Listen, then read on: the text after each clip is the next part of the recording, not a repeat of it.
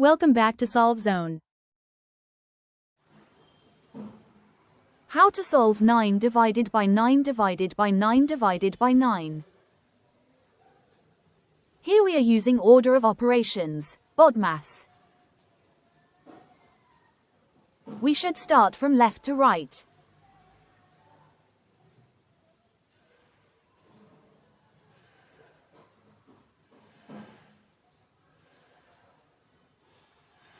First, 9 divided by 9 equals 1.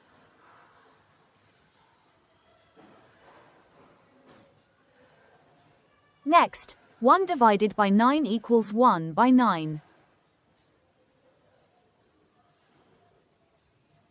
1 by 9 divided by 9 is 1 by 9 multiply by reciprocal of 9, that is 1 by 9. So the final answer is 1/81.